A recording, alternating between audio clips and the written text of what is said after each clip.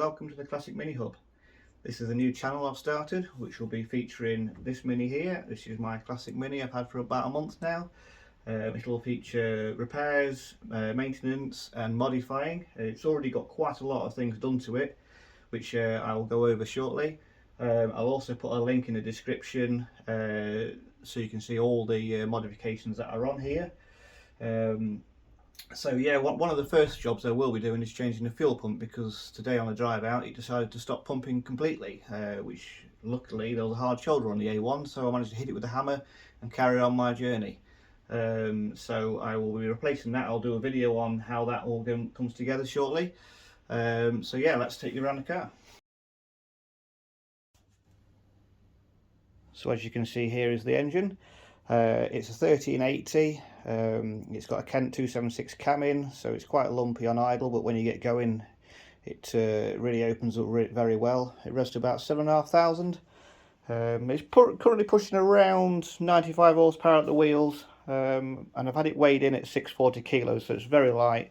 The front end's carbon fibre, the roof's carbon fibre, and the rear panel where the back seats used to be is carbon fibre. The bonnet panel, which I've removed, is fiberglass. The doors are also fiberglass, and polycarbonate windows all round apart from the front, which obviously has to be glass. As you can see, I've got some nice decals on the sides now.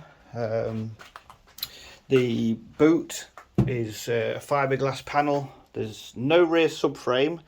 It's a beam axle. I'll see if I can drop a picture in on that so you can see.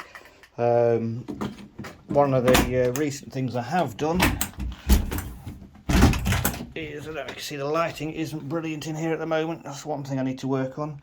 There's a 40 litre foam filled tank in the boot rather than the standard side ones. As you can see, I've plated those off because they usually leak when you go quite quick around the corner, which is not very helpful.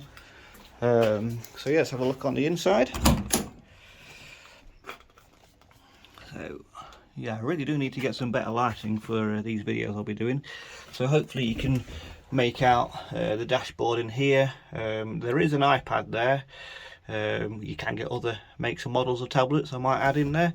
That's mostly for my maps, so I can obviously see where I'm going on drives out.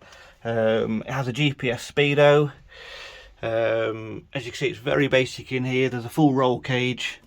The racing seats, there's no, well, you can't see anything there, but there is no back seat, but I suppose it doesn't matter that you can't see that because it's not there to be able to see.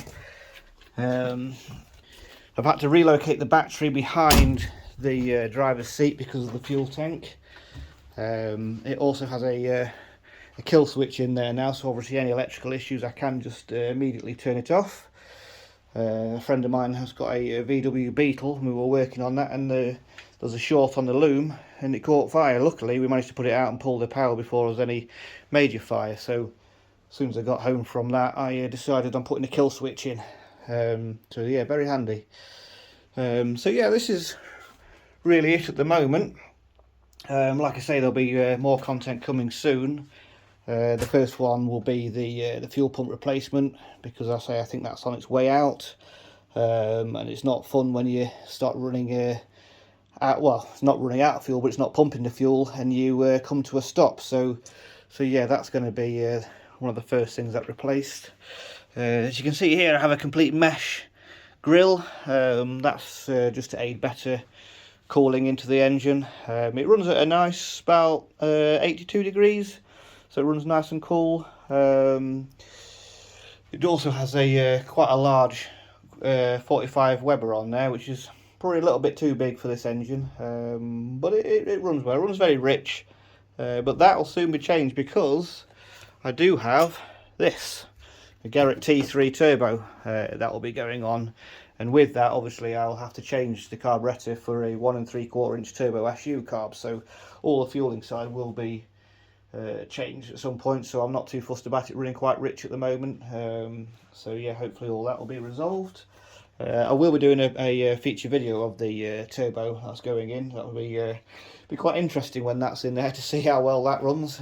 So I'm reckoning maybe around 130 horsepower at the wheels, so around about 35-40 more horsepower. So in a car that weighs 640 kilos, it should be quite noticeable, so it'll be quite entertaining. I shall definitely do a video on driving that once it's all done as well. So yeah, hopefully you're going to like and subscribe this video, and I'll say there'll be a lot more coming soon. Appreciate this video isn't the most exciting, but it's just the start point. So yeah, thank you very much for watching.